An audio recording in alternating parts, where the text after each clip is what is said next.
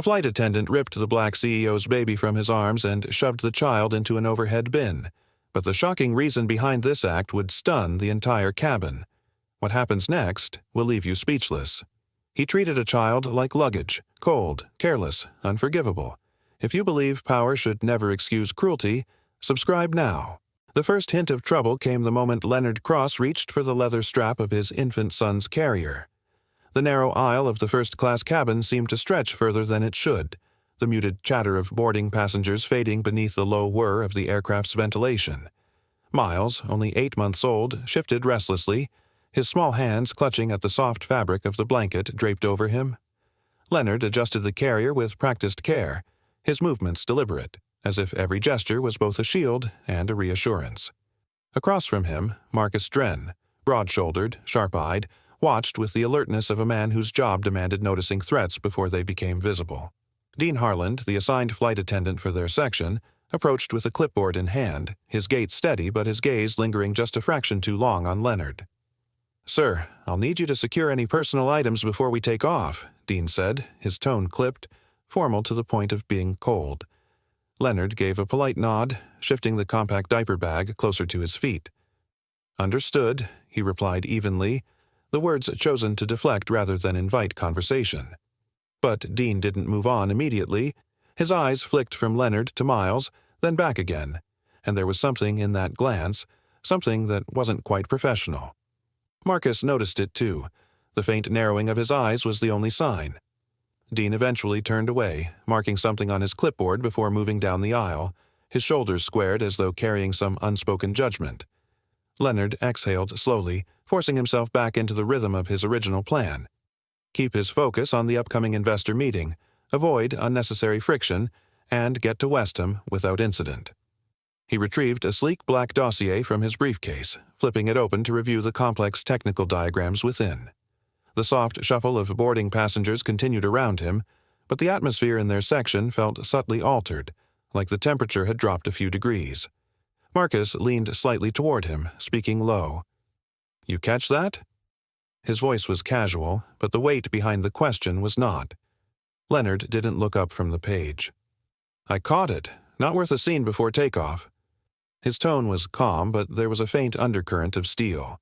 He had long learned that not every provocation deserved an immediate answer, especially in public spaces where perception could be as dangerous as intent.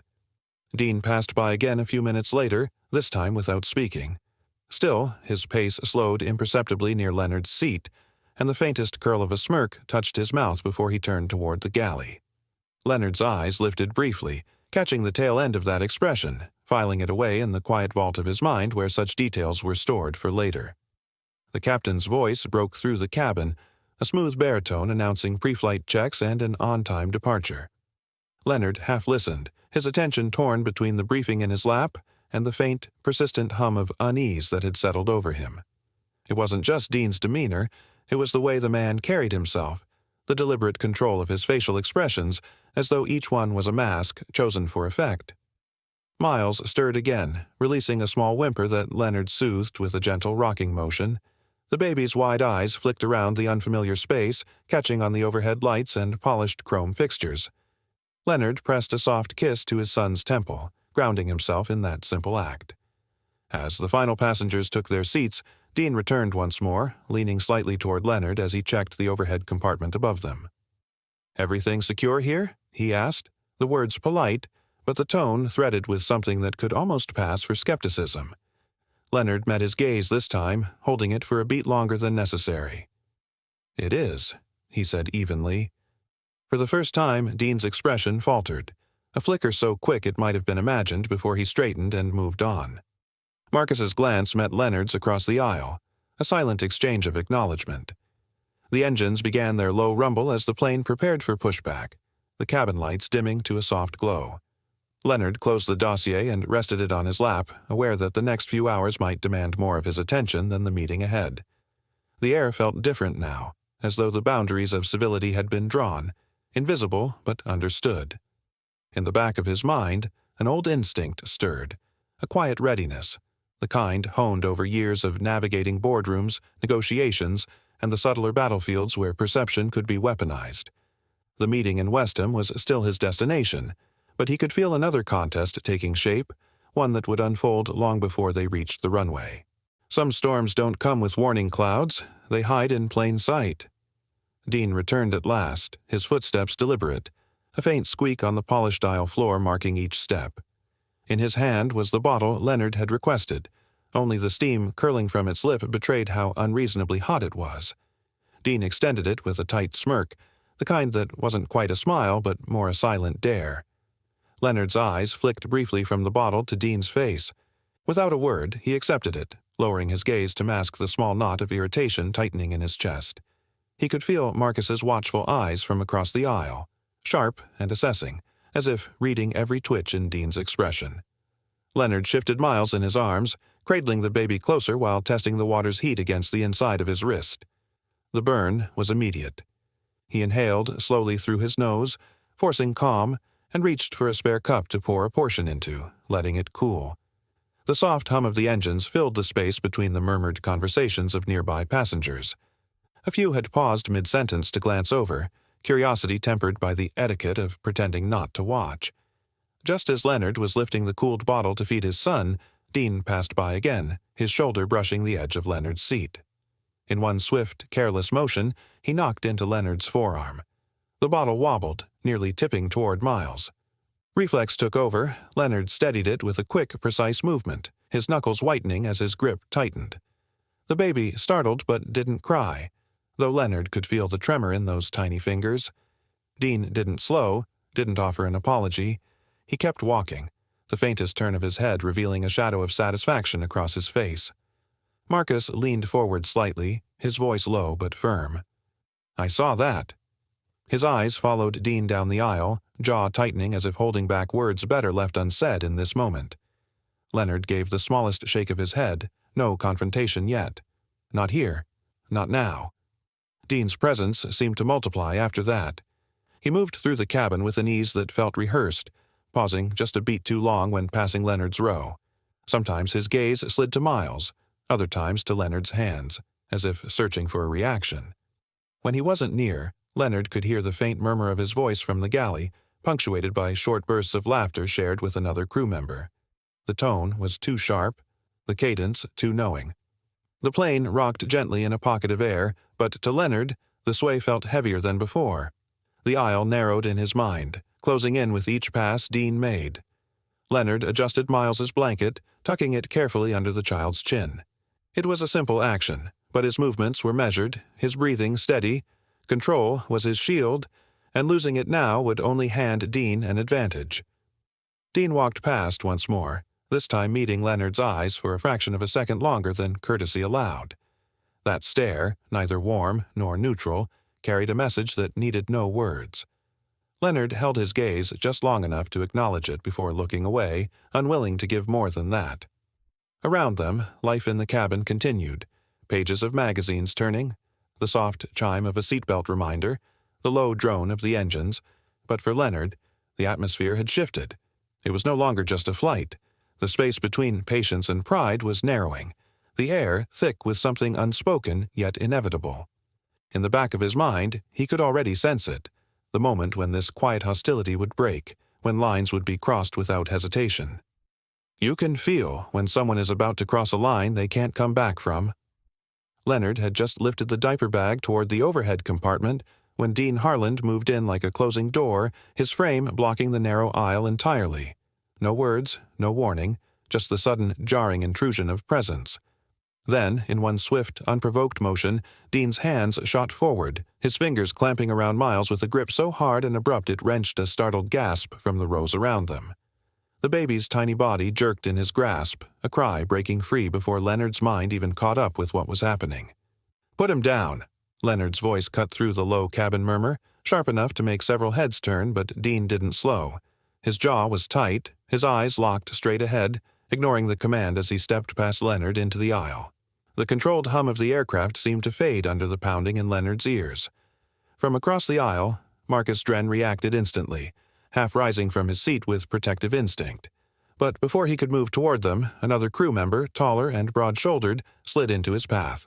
"Sir, sit down," he warned, his tone steeped in authority, though the faint, hard edge beneath it made the words feel like a threat. Interfering with flight operations is a federal offense. The deliberate choice of words landed like a warning shot. Marcus's eyes narrowed, his fists clenching at his sides, but he froze, calculating. Dean didn't break stride. He reached the nearest overhead bin and flipped the latch with a sharp metallic snap.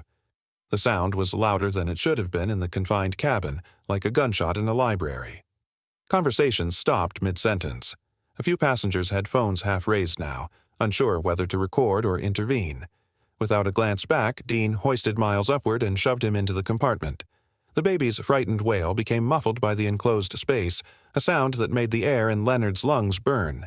The sight was so surreal, so violently wrong, that for a moment time seemed to splinter.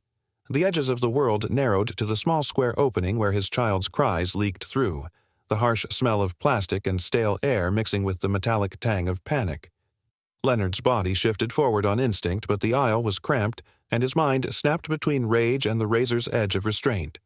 One wrong move, and Dean could slam the bin shut, or worse.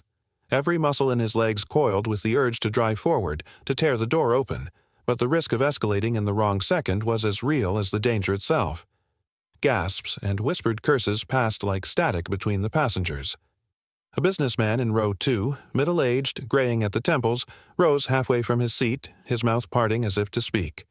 Dean's head turned just enough for their eyes to meet, and whatever he saw in Dean's expression made him sit back down, hands folded tightly in his lap. Leonard's hands gripped the armrest until his knuckles blanched. His heartbeat thudded in his ears, each beat heavier than the last. He could feel the weight of every gaze in the cabin, watching him, watching Dean, waiting to see what would happen. The plane's steady vibration beneath his feet seemed to sync with the pulse pounding through his veins. Dean stood over the bin like a sentry, his posture daring Leonard to move. His lips twitched, not quite a smile, but enough to make Leonard's stomach twist. It wasn't carelessness. It was a challenge, one sharpened by the knowledge that every second Miles stayed up there deepened the humiliation, the helplessness. Leonard's eyes flicked briefly to Marcus, who remained tense in his seat, shoulders rigid, the other crew member still planted between them. Marcus's gaze held steady, an unspoken message. Wait for the right opening. Leonard swallowed the fire in his chest, his mind racing ahead to every possible move, every potential counter. From the back rows, a faint metallic clink echoed, a passenger shifting their seatbelt buckle, but it barely registered. All Leonard could hear now was Miles's cry, trembling and uneven, each break in the sound like a fracture in his composure. The world outside that cry didn't matter.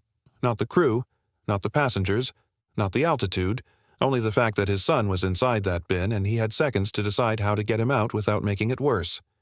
Dean's stance didn't waver, but Leonard noticed the faintest flicker in the attendant's eyes, a momentary calculation, like he was gauging just how far to push before the situation spun beyond his control. Leonard inhaled slowly, deeply, every breath deliberate. His eyes never left Dean's, and behind them was the quiet, unshakable truth that no matter what happened next, this man had crossed a line from which there was no return. Sometimes the fight for life starts in the space between heartbeats. Leonard surged forward, his shoes pressing hard against the narrow aisle carpet, but Dean shifted back a step, the movement deliberate, almost mocking. The attendant's right hand hovered just inches from the overhead bin latch, his fingers curled as if ready to slam it shut in an instant. The metal hinge groaned faintly under the strain, a sound that sliced through the heavy air of the cabin. The heat felt unnatural, part fear, part rage, and part the stale warmth of recirculated air that seemed suddenly too thick to breathe. From behind Leonard, Marcus's voice erupted, sharp and commanding. "Release the baby. Now." The words cracked through the cabin like a whip, but the crew member blocking Marcus didn't flinch. He leaned in close to Marcus's ear, his voice low, each word soaked in threat. "Sit down, or you'll both end up restrained." The challenge wasn't shouted. It was spoken like a certainty, as though he had already decided their fates. 3 rows back, a younger passenger clutched his phone tightly, his hands trembling just enough to make the camera sway. He leaned toward the man next to him, whispering, "Keep recording. Don't stop, no matter what." The quiet urgency in his tone carried across the small space, and Leonard caught just enough of it to know the moment was being captured. That knowledge hardened his resolve. Leonard's gaze locked with Dean's, the aisle between them a silent battlefield. Outwardly, Leonard's expression was still, but behind it was a storm, each beat of his heart a drum of warning. Dean's smirk, so confident moments ago, faltered under the weight of that stare. His eyes darted for a fraction of a second, betraying a flicker of unease.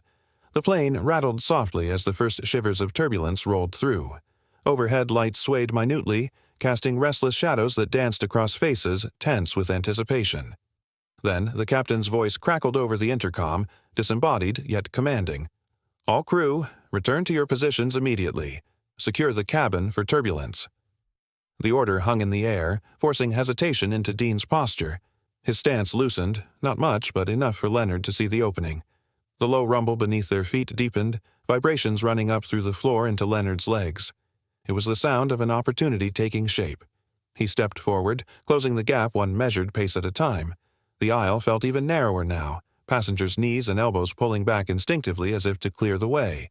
Every motion was deliberate. He wouldn't give Dean the satisfaction of seeing him lunge recklessly. Dean's shoulders tightened, the muscles in his jaw flexing as though bracing for impact. When Leonard stopped just short of him, the space between them was charged, electric with unspoken promises. He leaned in slightly, his voice low enough to be swallowed by the thrum of the engines. There was no tremor in it, no hint of desperation, only a steady, precise weight in every syllable. "You're going to wish you had never touched my son." The turbulence jolted the plane just enough to loosen Dean's balance. His hand shot out to steady himself against the overhead bin, fingers tightening on the latch, but that tiny pause was all Leonard needed. Without a word, he stepped forward, his movement deliberate and steady, the tension in his shoulders betraying the storm beneath his calm exterior.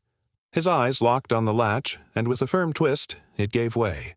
The compartment door eased open, revealing Miles curled against the dark fabric interior, his tiny body trembling, his cries sharp and uneven in the recycled cabin air. Leonard's breath caught, every instinct urging him to pull his son close before anything else could happen. In one smooth motion, Leonard reached in and scooped Miles into his arms, holding him with a grip that spoke of both comfort and unbreakable protection. The baby's wails spilled into the aisle, drawing startled glances and hushed murmurs from nearby passengers. The sound cut through the hum of the engines, a raw, unfiltered note of fear that made the moment impossible to ignore. Dean stood inches away, his expression shifting from smug satisfaction to something harder to read, a guarded mask with a flicker of uncertainty. His jaw tightened, but he made no move to reclaim the child.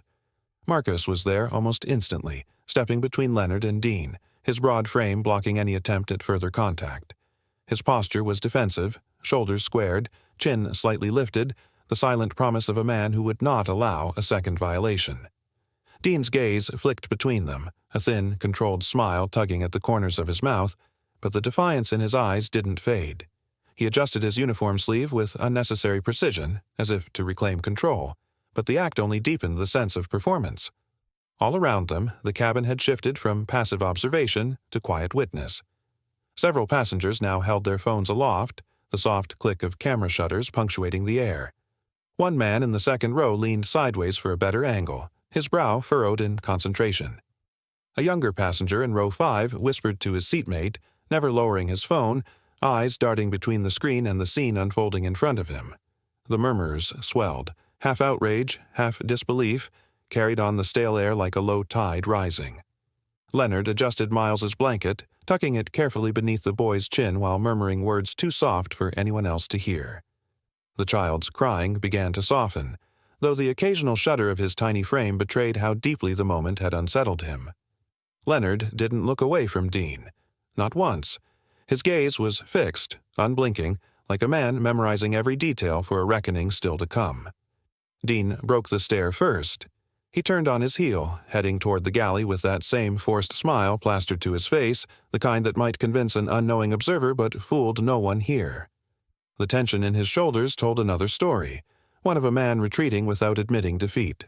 As he disappeared into the narrow space at the front of the cabin, Marcus shifted slightly, maintaining his position as a barrier but angling his head just enough to speak to Leonard. "You've got him now. That's what matters," Marcus said, his voice low and steady, but his eyes flicked to the passengers recording, a silent acknowledgement that they had gained something else. Evidence. Leonard gave a single nod, his expression unreadable, But inside, his thoughts moved quickly. This incident was no longer confined to the confines of first class. It had crossed into the realm of something larger, an event with witnesses, recordings, and a narrative that would not be easily silenced. The hum of the engines seemed louder now, as if the plane itself were holding its breath. He shifted Miles slightly, feeling the baby's heartbeat against his chest. Around him, the air carried a mix of shock, indignation, and a growing certainty among the passengers that they had seen something that should never have happened. Leonard let the weight of that awareness settle in. He knew the truth had a way of growing when enough people saw it, and this truth had just been planted. The moment was no longer about the quiet comfort of reclaiming his son. It was about what would be done with the proof now in circulation. Dean might have walked away, but Leonard knew the fight had only just begun. He adjusted his grip on Miles, still watching the galley door as if expecting the attendant to reappear at any moment. The phones kept recording, the passengers kept watching, and Leonard kept planning. Some moments aren't just lived, they're recorded in history and memory alike. The captain's voice crackled over the intercom, announcing that all in-flight service was suspended due to unexpected turbulence. The words were calm, but Leonard felt the hollowness in them. They were not a warning about the weather, they were a shield for something else. The faint sway of the cabin was barely enough to disturb a glass of water, yet it was being used to hide the sudden tension that had settled over the plane. Dean Harland vanished into the galley, his footsteps quick and clipped, leaving behind an invisible trail of hostility. From the narrow aisle, Leonard caught faint murmurs drifting from behind the galley curtain, low, sharp, and urgent, each word too hushed to make out, but heavy enough to confirm his suspicion. They were already shaping a story. Marcus, seated only a step away, leaned in so close Leonard could feel the whisper brush his ear. "We need to lock this down, immediately. Evidence, witnesses, everything before they try to twist it." His tone was low but steady, the voice of someone who had walked into enough hostile negotiations to know the game was already underway. From across the aisle, the young passenger with the phone, dark hair falling into his eyes, his hands tense around the device, caught Leonard's attention with a discreet nod. He shifted in his seat, shielding the screen from view as if guarding a treasure. "I recorded all of it," he murmured when Leonard bent slightly toward him, his voice no louder than the hum of the cabin lights. "You'll have it as soon as we land." His fingers tightened on the phone, his knuckles pale as though he understood the weight of what he was carrying. Leonard gave a single, slow nod in acknowledgement, his gaze unwavering. In that moment, his mind was already running ahead, calculating not only how to secure this recording, but how to prevent the airline from seizing it under the guise of passenger safety or security protocol. He knew corporations. He knew how fast truth could be buried if it wasn't protected the moment it surfaced. The muted flap of the galley curtain broke his thoughts. Dean reappeared, his expression taut, but his posture dripping with forced composure.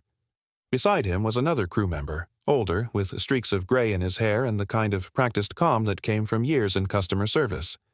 His voice was low and even, but each word rang hollow. "Sir," he began, "we want to apologize for any misunderstanding earlier." Leonard didn't move. He didn't answer. His silence was deliberate, the kind that made space heavier and stretched seconds into something unbearable.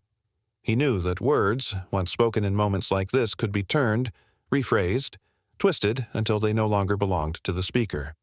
Every syllable he chose from here on would carry strategic weight, and right now, silence was more valuable than speech. Dean's eyes flickered, darting to Miles, who was now curled in Leonard's arms. The baby had stopped crying, but a faint tremor still ran through his tiny hands, each small shiver like a quiet echo of what had just been done to him. Leonard's thumb traced a slow, steady circle across the boy's back, both to soothe him and to anchor himself. His jaw tightened, the only outward sign of the storm building beneath the surface. The cabin around them had shifted in an almost imperceptible way. Passengers who had once been silent observers were now tracking every movement between Leonard and the crew. A businessman from the front row leaned subtly into the aisle, eyes narrowing. The young man with the phone held his device ready, his thumb hovering over the screen. Even those who didn't dare speak seemed to have aligned themselves with Leonard, united not by words, but by the simple, undeniable instinct to stand with the wronged. Dean stepped back a fraction, as though aware that every gaze was on him now. His smirk was gone, replaced by a stiffness in his shoulders that betrayed discomfort. The older crew member gave a tight nod before retreating toward the galley, and Dean followed, their departure leaving a thin silence that pressed against the air. Leonard remained where he was, eyes steady, mind already mapping the next moves. This incident had crossed the boundary of personal violation. It had entered the territory of public record, and that was where he intended to keep it. He adjusted Miles's blanket with one hand, the other cradling the boy close, never letting his attention stray from the space where Dean had vanished. In his chest, his heartbeat slowed to something controlled, deliberate. Whatever came next, it would happen on his terms, not theirs. Around him, the quiet was no longer passive, it was watching, waiting, ready to bear witness. When truth starts to gather allies, the walls begin to thin. Dean's voice cut through the low hum of the cabin like a thin blade. First-class storage space is for luggage, not... He didn't finish, but the pause was deliberate, loaded with implication. The surrounding air seemed to tighten. Passengers in nearby seats shifted uneasily, glancing between Leonard and the attendant as if waiting for the next move in a match they didn't fully understand. Leonard, seated with Miles cradled securely in one arm, didn't answer with words. Instead, he slowly raised his free hand, palm outward, fingers still, until Dean's voice caught in his throat. The gesture was not rushed. It was precise, a controlled cut through the tension, and it silenced more than just Dean. Even the older man in 4A, who had been pretending to read his magazine, lowered it to watch. Marcus, seated across the aisle, saw it for what it was, a quiet declaration of authority.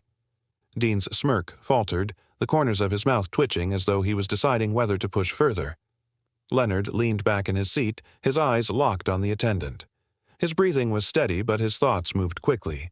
He could feel it in the rhythm of the cabin, the subtle choreography of the crew moving between passengers, whispering, passing glances. They weren't just serving, they were synchronizing. A narrative was being built, one where Dean's actions would be softened, reframed, perhaps even erased. Leonard knew exactly how these things worked. The story always started where the powerful decided it would, unless someone wrestled that power away. Marcus's phone vibrated once, then again, each pulse a silent update to the messages he was sending to Westham. His contact there, an expert in corporate crisis control, was already asking for passenger names and seat numbers.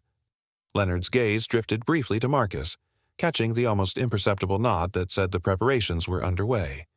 Dean, perhaps sensing his time to reassert control slipping away, took a half-step forward. "If you'll just let me—" "You've done enough," Leonard said, his voice low but carrying just enough force to halt the words. There was no edge of panic, no rush to fill the silence afterward. It was the kind of voice that left others deciding whether they wanted to challenge it or retreat. Dean chose retreat, turning slightly toward the galley, but his head tilted just enough to signal that this wasn't over. Leonard shifted Miles in his arms, the baby's head resting under his chin. The weight there reminded him of the stakes. This wasn't just about a public confrontation. This was about ensuring no one else's child would ever be placed in danger for the sake of ego or prejudice. And the more he considered it, the more he realized this incident could serve a larger purpose, not only to protect his own family, but to shine a light on a system built to shield arrogance behind customer service smiles. The tension in the air didn't fade. If anything, it grew thicker as the minutes passed. Conversations were short and careful. The sound of ice clinking in glasses at the far end of the cabin seemed oddly loud, the kind of noise that fills in for words people are afraid to say aloud.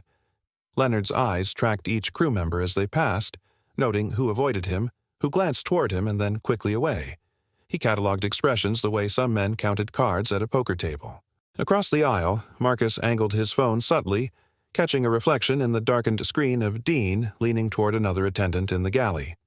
The faint murmur of their voices didn't reach him, but the body language said enough. Small gestures, quick glances toward Leonard, and the faint, sharp shake of a head. Leonard adjusted his position, his back straightening as if preparing for an opening in a chess game. Every move from here mattered. He couldn't undo what had already been done, but he could decide how it would be remembered. This was no longer a reactive situation. It was a calculated advance.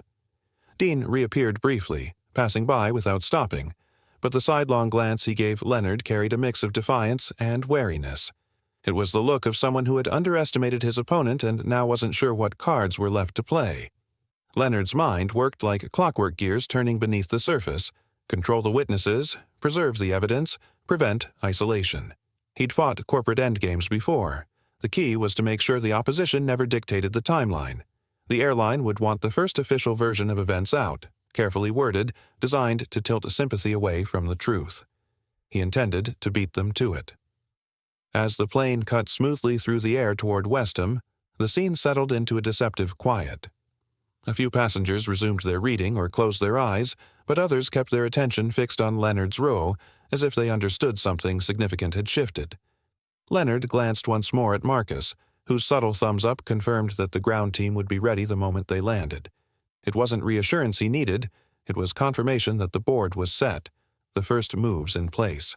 From here on, each step would be deliberate, each word chosen to carry weight in the hours ahead. In every battle, Leonard thought as he looked back toward the galley where Dean had vanished, the victor is the one who decides where the story begins. He forced a black infant into an overhead bin, sure that status and silence would protect him. If you believe every abuse must be answered, hit subscribe. Justice starts here. The captain's voice broke through the cabin speakers, firm and formal, carrying an edge of tension. Ladies and gentlemen, upon arrival in Westham, we will be met by security personnel due to a passenger disturbance. The announcement was delivered without naming anyone, but Leonard felt the weight of its implication settle over him like a cold hand. He recognized the maneuver instantly. It was a preemptive strike, designed to frame the victim before the plane's wheels even touched the runway. His eyes narrowed slightly, though his face betrayed no alarm. Across the aisle, Marcus leaned forward, speaking in a low, deliberate tone meant only for Leonard. They'll try to separate us from the witnesses the second we're off this plane. We need to control the footage and statements before they get a chance to twist it. His words were clipped, each one carrying the sharpness of urgency. Leonard gave a small nod, acknowledging the plan without letting his gaze drift toward Dean. The hum of the engines deepened as the landing gear began to lower, a muted thud echoing beneath the cabin floor. The sudden shift in pitch seemed to heighten every sound, the rustle of clothing, the faint clink of a water glass, the shallow breathing of nearby passengers who had been silent observers until now. From the corner of his vision, Leonard saw movement. A man in seat 3B, middle-aged with a composed expression and an unreadable calm, leaned slightly toward him. His voice was quiet but steady. "My name's Owen Crail. I'm an off-duty legal investigator. I saw everything. I can testify." There was no grand gesture, no dramatic tone, just a clear offer of support wrapped in an understated confidence. Leonard met his eyes, reading the sincerity there. "I appreciate that," he replied, his voice low but carrying the weight of genuine respect. "Hold on to your account until we're clear of the crew." Owen gave a single nod, slipping a small business card from his jacket and discreetly passing it into Leonard's palm. The exchange was subtle, unnoticed by those not looking for it. Dean appeared again, moving down the aisle with the mechanical precision of routine, yet his body language betrayed him. His shoulders were stiff, and though he avoided Leonard's gaze, the slight tension in his jaw spoke volumes. He passed without a word, but the air between them felt charged, as if the confrontation was still hanging like static in the space they shared. Leonard adjusted Miles in his arms, the child's tiny hand gripping the fabric of his shirt. The protective instinct in him surged again, not just as a father but as a man who understood that what happened next could determine whether justice lived or died in this narrow corridor of manufactured civility. The plane dipped into its final descent, the lights flickering briefly as the cabin pressure shifted. Marcus straightened in his seat, his posture that of someone bracing for impact, not from the landing, but from the moment they stepped beyond the jet bridge and into the orchestrated chaos awaiting them. Leonard's mind was already shaping the opening words he would speak to the ground team. They had to be precise, controlled, and unshakable, the kind of statement that cut through the noise and established the truth before the airline could flood the room with its version. He inhaled slowly, committing the phrasing to memory. Through the oval window, the lights of Westham spread out below, glowing in scattered patches against the darkness. The engines roared louder, the runway drawing nearer with every second. Leonard's grip on Miles tightened, not in fear, but in resolve. The cabin seemed to hold its breath, as if the collective tension of everyone on board was waiting for the moment of release. Dean reached the galley and vanished from sight, leaving behind an invisible trail of unease. Leonard didn't follow with his eyes. His focus was fixed forward, toward the thin line between the cabin and the outside world, where the truth would have its first real chance to breathe. The tires screeched softly against the tarmac, the plane shuddering as it slowed. Leonard's pulse steadied, not from calm, but from readiness. Every muscle in his body was aligned with the single goal of stepping off this plane on his own terms, not the ones the airline had scripted. He shifted Miles to his other arm, glanced briefly at Marcus, then allowed his gaze to drift toward Owen in 3B. Each of them knew the next minutes would matter more than the entire flight. Leonard drew in one last breath before the aircraft slowed to a crawl and the seatbelt sign chimed. In his mind, the words were already locked in place, waiting for the right moment to be spoken. Sometimes the runway isn't for planes, it's for the truth to touch down. The cabin door swung open with a metallic hiss, revealing a tight corridor of uniformed security officers standing shoulder to shoulder along the jet bridge. Their faces were impassive, their posture rigid, as though they had been briefed to expect trouble. Dean Harland was the first to step forward, moving with an urgency that was almost theatrical. His voice came in sharp, hurried bursts, his hand slicing through the air as he gestured toward Leonard Cross. The words were too low to carry beyond a few feet, but his tone, tinged with accusation, was unmistakable. Before Dean could finish his account, one of the officers, a tall man with a squared jaw and a calm but authoritative presence, raised his hand in a quiet command for silence. Dean's mouth snapped shut, though his eyes still flickered with the restless energy of someone desperate to control the story. The officer's gaze shifted to Leonard. "Sir," the officer began, his voice steady but alert, "we'll need to hear your account of the incident." Leonard met his eyes without flinching. Miles was cradled securely in one arm, his tiny chest rising and falling in shallow, uneasy breaths. "I will provide my account," Leonard replied evenly, "but only in the presence of legal counsel, and I want it made clear no one deletes, confiscates, or interferes with passenger recordings. Every statement and piece of evidence remains intact." The formality in Leonard's tone had an unexpected effect. The officer hesitated for a beat, exchanging a brief glance with the man beside him. It wasn't defiance they heard, it was a measured authority, the kind that made them instinctively step back and reassess. That momentary pause was all Marcus Dren needed. Moving with the practiced efficiency of someone who had anticipated this exact moment, Marcus leaned close to Leonard, speaking low and fast. "I'll get them together before the airline tries to scatter them." He moved toward the cluster of passengers who had witnessed the in-flight incident, guiding them with subtle hand gestures toward a nearby seating area just beyond the flow of disembarking travelers. The young man who had filmed the confrontation stood first, his phone still in his grip, screen lit as though he hadn't stopped recording since takeoff. The businessman from row 2, his sharp suit now slightly creased from the long flight, followed without a word, his jaw tight and eyes set forward. The off-duty legal investigator from 3B closed the small group, his expression unreadable but his presence steadying. The three men moved as one, strangers a few hours ago, now bound by the unspoken understanding that their testimony could decide the course of what was about to unfold. Dean, meanwhile, was intercepted by a supervisor in a dark blazer who pulled him a few steps aside. The supervisor's hand rested firmly on Dean's shoulder, not in comfort, but as if to keep him anchored in place. They spoke in low tones, but Dean's body language betrayed him. His shoulders hunched defensively, one hand gesturing wildly toward Leonard's group, the other curling into a loose fist at his side. His face shifted between indignation and the creeping awareness that control of the situation was slipping away. Leonard stayed where he was, his stance calm but deliberate. He wasn't rushing to explain himself, wasn't scrambling to win favor. He understood that every move he made here would shape perception. His eyes flicked from the officers to the witnesses, noting the way they stood together in quiet solidarity. He could feel the weight of the moment pressing in, but he also recognized the leverage it offered. The sounds of the terminal beyond, rolling suitcases, distant boarding calls, the muted chatter of travelers, seemed oddly muffled here in the narrow jet bridge. The space felt like a threshold, one step away from either vindication or being swept into the airline's carefully constructed narrative.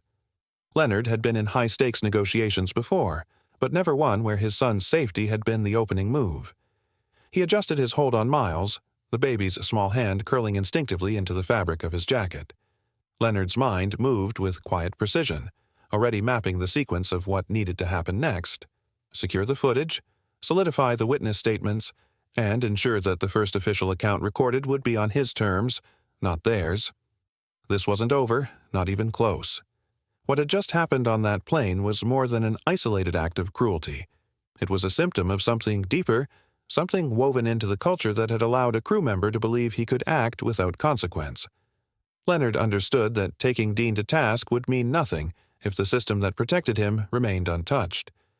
As the supervisor's low voice continued to murmur in Dean's ear and the officers maintained their silent watch, Leonard felt the clarity settle in his chest. This was no longer about a single confrontation. This was about dismantling the shield that had hidden behind polite apologies and procedural loopholes for far too long. He took a slow breath, his voice steady in his own mind as he locked eyes with the nearest officer, silently signaling that he was ready when legal counsel arrived. He didn't need to rush them. The real power was in making them wait. Leonard knew this was only the first skirmish in a larger war, a war not just for personal justice, but for dismantling the hidden culture that allowed this act to happen at all. The end of a flight can be the beginning of a reckoning. Dean Harland was halfway down the terminal corridor, flanked by two stern-faced supervisors, when Leonard Cross stepped through the gate with Miles cradled firmly in his arms. The overhead lights washed the polished floor in a cold, almost metallic glow, and the muted hum of airport activity was pierced by the low murmur of passengers still reeling from what they had witnessed. Leonard's gaze locked briefly on Dean. There was no anger in his expression now, only a controlled steadiness that seemed to unnerve anyone who met his eyes. Dean avoided looking at him entirely, his posture tight, his stride clipped, as if every step toward the security office weighed heavier than the last. From the crowd near the seating area, Nolan Graves emerged. Tall, broad-shouldered, and dressed in a crisp charcoal suit, he carried a slim leather folder under one arm. His arrival was not rushed, but deliberate, the calm precision of a man who understood that every second counted. Without greeting or preamble, Nolan moved directly to a pair of passengers who had been filming earlier, his voice low yet authoritative. "Tell me exactly what you saw. I'll need your statements while details are still fresh." His pen was already poised over a notepad as he listened, jotting down names, seat numbers, and key moments. He wasn't just collecting testimony, he was securing the narrative before anyone else could rewrite it. Leonard watched him work while gently shifting Miles in his arms, murmuring soft reassurance to the child. Over Nolan's shoulder, he caught sight of Dean being led toward a side door. The supervisors escorting him made no attempt to address the growing knot of onlookers, their eyes fixed forward, their movements almost mechanical. It was a quiet removal, but the glances exchanged among nearby travelers suggested the opposite effect. It looked like an admission. Victor Hames approached from the far end of the concourse, his stride brisk, his suit immaculate, his smile carefully constructed. His eyes scanned the scene as if measuring where influence could still be exerted. When he reached Leonard, his tone was smooth, even sympathetic. "Mr. Cross, I'd like to resolve this matter discreetly. For everyone's comfort, perhaps we could step into a private." Leonard didn't interrupt, but his stillness made the refusal plain before he spoke. When Victor finished, Leonard's reply was quiet, steady, and final. "Discretion is no longer possible." The words landed between them like a closed door.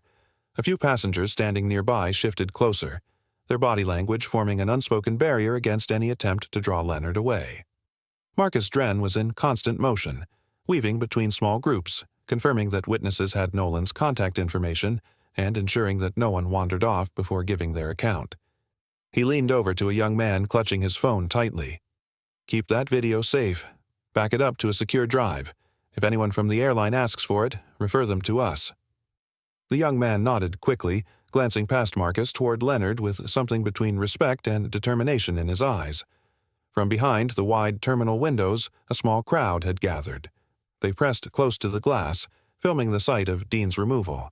The supervisors shielding him looked increasingly strained under the scrutiny, their earlier confidence fraying under the glow of raised phone screens. Leonard could feel it, the shift in momentum. This was no longer a confined, controllable incident. It was breaking open, spilling into a space where corporate statements and rehearsed apologies would struggle to keep pace with the spread of raw, unfiltered evidence. Nolan returned to Leonard's side, a thin smile at the corner of his mouth. "We have enough eyewitness accounts to make their PR team sweat," he murmured. Leonard gave a single nod, the weight of the moment settling in. What had begun as an act of arrogance inside a pressurized cabin was now a story with witnesses, recordings, and a growing public audience. The airline would try to smother it, he knew that, but he also knew the truth had already slipped past their grasp. Some fires, he thought, burned hotter when you tried to contain them. Leonard adjusted his hold on Miles and looked past Victor, past Dean's retreating form, and into the swelling crowd. The murmurs had shifted from confusion to quiet outrage, and with each passing minute the resolve around him hardened. He did not need to raise his voice or make a spectacle. The evidence was already in motion, and the world beyond the terminal would soon see it. He felt the hum of the airport beneath his feet, the controlled chaos of arrivals and departures, but in this pocket of the terminal, all attention had converged on a single truth. Leonard let his gaze sweep once more across the scene, committing every detail to memory, not as a victim's recollection, but as the blueprint for the next move in a larger fight. Some fires spread faster when you try to smother them. Victor leaned in with an inviting gesture, his polished smile a carefully crafted mask. "Mr. Cross, we have a private lounge available for your comfort," he said, his tone dipped in the sort of corporate warmth that sounded more like a tactic than a courtesy. Leonard's eyes narrowed ever so slightly, not in suspicion, but in recognition. This was an attempt to move him out of sight, to place him somewhere controlled, away from cameras, witnesses, and the fragile momentum building in his favor. He shook his head, voice steady but firm. "Number I want every conversation to happen on record, in front of the right people." Victor's smile held, but a faint twitch at the corner of his jaw betrayed the first crack in his composure. Before the manager could respond, Nolan stepped forward, his leather folder tucked under one arm, speaking with the calm precision of a man who had orchestrated scenes like this before. "Then let's do this in a central waiting area," he suggested, his gaze moving deliberately toward the open expanse of the terminal beyond the security checkpoint. "High visibility. That way no one can say what did or didn't happen." Leonard gave a single nod, already moving toward the brighter space where rows of seats were bathed in the cold light from the wide glass windows. Passengers milled about, some watching curiously, others discreetly holding their phones in that unmistakable filming angle. The hum of the airport intercom filled the air, but beneath it there was a thread of tension, a hum of anticipation, as if the entire area sensed this was no ordinary dispute. They chose a cluster of seats facing the concourse, the kind where everything could be seen from multiple angles. As Leonard settled, still cradling Miles against his chest, the off-duty investigator from 3B stepped forward. His posture was upright, his voice measured. "I can recount everything I saw, from the moment he took the child to when you retrieved him." Each sentence was clear, precise, the cadence of someone trained to document details without embellishment. His eyes didn't flicker away, and Leonard knew this testimony was gold, clean, objective, and hard to discredit. Across the terminal, Dean appeared again, his stiff stride cutting a path toward another crew member. He spoke with his hands, gestures sharp and hurried, his head turning toward Leonard's group more than once. Nolan, already prepared, slipped his phone from his jacket pocket and began recording, angling himself so the lens caught Dean's every movement. "He's building his version of events," Nolan murmured without looking away. "The sooner we secure our own timeline, the better." Leonard leaned toward Marcus, his voice low but unwavering. "This isn't just about Dean anymore," he said, his eyes fixed on the bustling terminal beyond the glass. "We hold him accountable, yes, but we also make sure the airline changes how it operates. Policies, training, everything. So no one else has to fight this battle mid-flight." Marcus's jaw tightened in agreement, his presence steady as a wall behind Leonard's seat. Around them, the atmosphere shifted. People who had been pretending to wait for flights now subtly angled themselves closer, listening, recording, offering silent solidarity. Every word, every movement was under public scrutiny, and Leonard intended to use that pressure like a lever. His own calmness was part of the strategy. The more unshaken he appeared, the more the scene tilted in his favor. In that moment, Leonard understood the scope of what was unfolding. The investor meeting he had been headed toward still mattered, but this was a different kind of legacy, one born in the heat of confrontation and the glare of an unblinking public eye. The air smelled faintly of coffee and recycled air, but beneath that was the electric scent of a turning point. He adjusted Miles's blanket with slow, deliberate care, then looked up at the ring of faces around him, witnesses, allies, strangers who had chosen a side without a word spoken. His voice was steady when he spoke again, each word a quiet declaration of intent. When a man has nothing to hide, he walks straight into the light. The following hours unfolded with a restless urgency. The terminal's bright lights reflected off the polished tile floors, making the scene feel clinical, almost surgical, as if every movement and word were under a spotlight.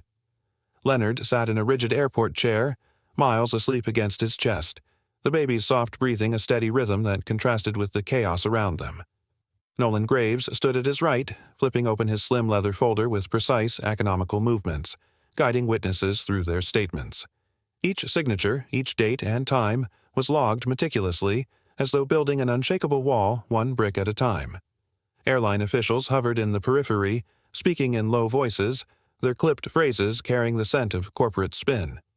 Two of them approached together, wearing the kind of strained smiles that never reached their eyes. One leaned forward slightly, his voice carefully modulated. "We'd like to resolve this quickly, Mr. Cross. These kinds of misunderstandings can escalate unnecessarily if they're not handled." Leonard's gaze lifted sharply. "Don't use that word," he said, his tone even but final. The official's mouth closed with an audible click, his composure slipping for a heartbeat before he forced another smile. Across the concourse, Marcus moved between small groups of passengers like a conductor guiding an orchestra. He checked phones to ensure video files were saved in multiple places, asked for written statements, and confirmed contact information. Every person who had seen or filmed the incident was now part of Leonard's growing circle of allies. Their loyalty was quiet but firm, reinforced each time they glanced toward the cluster of airline managers and saw their restless shifting. By the second hour, the atmosphere had shifted palpably. Short, shaky clips began appearing online, Dean's hand shoving the bin closed, Leonard's tense expression, the startled gasps from passengers. Within minutes, the clips had been reposted, stitched together, and shared across platforms. Marcus's phone vibrated nonstop with alerts. "It's catching fire," he murmured to Nolan, eyes scanning the flood of comments. The hashtag was already trending, #, overhead bin baby, and with it, Leonard's name. The more the story spread, the more urgent the airline's whispers became. Victor Hames, the regional manager, paced near the boarding gate with two assistants, his phone pressed tight to his ear. He threw a glance toward Leonard's group every so often, his jaw clenched. The confidence he'd worn earlier had eroded, replaced by a brittle tension that made him speak faster into the phone. Still, Leonard didn't flinch. He remained seated, his posture upright, his breathing calm. Every word he spoke was intentional, every movement deliberate. When a reporter from a local outlet approached with a hesitant question, Leonard simply said, "We'll speak when all facts are documented." It wasn't just restraint, it was control. Nolan continued to move with quiet efficiency, relaying updates to Leonard in brief murmurs. "Press release incoming from the airline," he said at one point, "but we're already ahead of them. Media has our side." His eyes flicked toward Victor, who had just hung up the phone, his face now set in a grim mask. Leonard's calm was its own kind of pressure. It spread through the witnesses, making them stand taller, answer questions with greater certainty. Even Miles, curled against his father's chest, seemed to embody that stillness, his tiny fingers resting lightly on the edge of Leonard's jacket. The image, father and child amid the storm, was already finding its way into news feeds, attached to captions about strength, dignity, and accountability. Every conversation was being logged, every official response transcribed.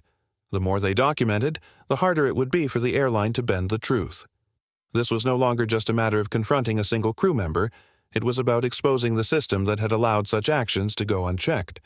Leonard knew they were winning ground, but he also knew the real fight was only beginning. The calm on his face wasn't the absence of anger, it was the mask of a man who understood timing. As the third hour passed, Nolan checked his watch and nodded toward Marcus. They had everything they needed for now. Footage secured, witness statements locked down, media contacts activated. The airline's team looked smaller somehow, diminished by the growing ring of passengers who now acted as a shield. Leonard glanced once more at the people who had stood with him, committing their faces to memory. This was their fight too, and he intended to see it through. He adjusted Miles's blanket, his hand steady, his eyes clear. In the middle of the noise and motion, he remained the still point everyone else seemed to orient toward. Sometimes stillness is the loudest form of resistance. The footage stopped on the frozen frame, Dean's hand on the latch, Miles's small body wedged into the shadow of the overhead bin, and that unmistakable curl of a smirk on Dean's lips. The image seemed to hum in the room, its silence heavier than any spoken word. Leonard sat forward in his chair, his elbows resting on the conference table, eyes fixed on the grainy still. Around him, the legal team remained quiet, letting the moment breathe. A soft whir came from the projector as the next frame rolled, showing the startled faces of nearby passengers, their wide eyes and parted lips testifying without a single sound. "Play it again," Leonard said, his voice calm but laced with an iron edge. Nolan clicked the remote, and the scene unfolded in slow motion. Dean's movement wasn't rushed, it was deliberate, controlled, a performance meant to assert dominance while pretending to maintain professionalism. The subtle exchange of glances between Dean and another attendant just behind him was more damning than the act itself. Leonard's attorneys took notes with quick, sharp strokes, the scratch of pen on paper filling the silence. "This," said Malcolm Ward, the lead counsel, pointing at the frame where Dean's smirk widened, "isn't negligence. This is intent, and intent is everything in court." His tone carried the weight of someone who had dismantled many defenses before. Leonard's gaze didn't leave the screen, but his thoughts churned. He had always known Dean's actions were calculated. Now he had proof. The room's tension thickened when the playback continued to reveal not only the act but the surrounding crew's lack of intervention. One attendant glanced at the scene, then quickly looked away, as if hoping to erase the image from his own mind. Leonard's jaw tightened. Silence in moments like this was complicity. The discussion turned to legal options. "We move forward with both a personal suit and a class action," Malcolm said, tapping the table for emphasis. "Passengers were put at risk. This goes beyond you, Leonard. It's about anyone who's ever been subjected to unsafe treatment in that cabin." Leonard leaned back, considering the broader implications. He wasn't just fighting for Miles anymore. This was a chance to strip away the polished image the airline hid behind. Before they could finalize strategy, Nolan's phone vibrated on the table. He glanced at the screen, his eyes narrowing before he answered in a low, cautious tone. "Nolan Graves." A pause. His brow furrowed. "Slow down. Start from the beginning." Everyone in the room turned toward him as he listened, his free hand drumming a steady rhythm against the folder in front of him. When he hung up, his expression was unreadable for a beat, then it sharpened. "That was Eric Drenner," Nolan said, pulling in a slow breath. "Junior flight attendant. He's been sitting on internal emails for months, emails showing management ignored multiple complaints about Dean's behavior.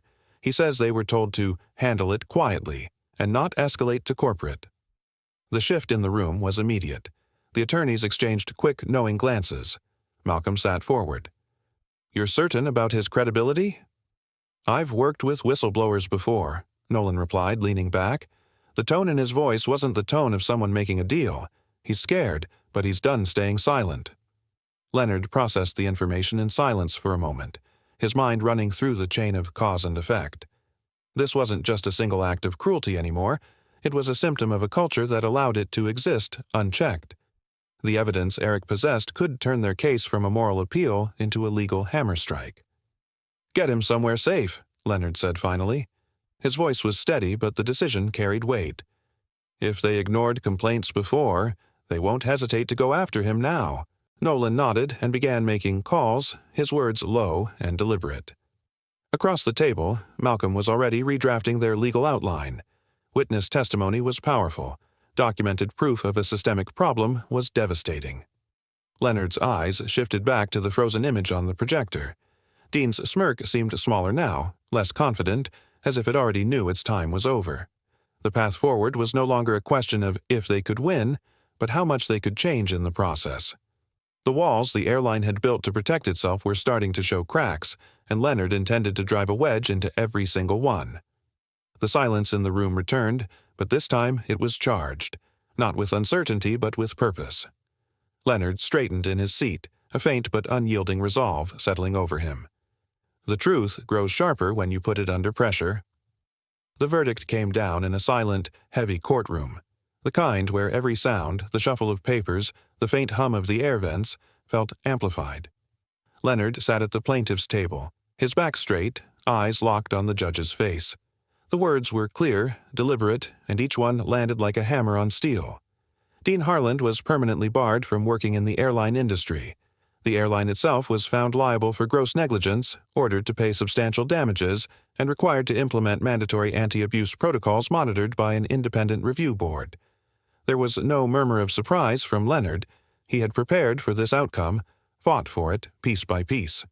Still, the weight of the ruling pressed against his chest, a mix of vindication and the sobering knowledge of what it had taken to reach this point. When the court adjourned, Leonard didn't rush to shake hands or collect congratulations. He rose slowly, adjusting his jacket as Nolan Graves approached from his left. Marcus Dren came from the right, the familiar crease between his brows softening at last. The three exchanged a brief look, wordless yet rich with shared battle scars. "It's over," Nolan said in a low voice, though they all knew it wasn't. Not really. Leonard's lips curved into something halfway between a smile and a grim acknowledgement. "This chapter is," he replied, already thinking ahead to the work the ruling had set in motion. The airline's executives avoided his gaze as they filed out. Dean was absent from the courtroom. His legal counsel had advised him to stay away from the public eye. But Leonard didn't need to see him.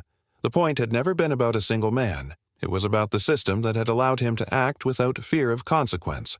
That was where the real fight had been waged, and that was where Leonard had won. Weeks later, the official settlement terms were signed. The compliance reports would come every quarter, reviewed by a newly established board.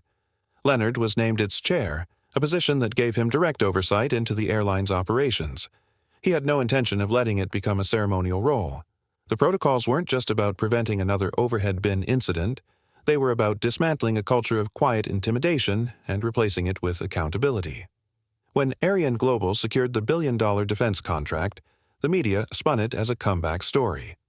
Investors praised Leonard's composure under public pressure, noting how his crisis leadership had actually strengthened the company's reputation. At the press conference, he stood at the podium, the seal of Ariane Global behind him, and addressed a room packed with reporters. "This was never about personal victory," he began, his voice even, but carrying the kind of weight that made the room lean in. "It was about systemic change. It was about ensuring that what happened that day never happens again, to anyone." He thanked the passengers who had stood with him, calling them the proof that decency still matters in public life. In the front row, Miles sat beside Marcus, swinging his legs, too young to understand the magnitude of what was happening.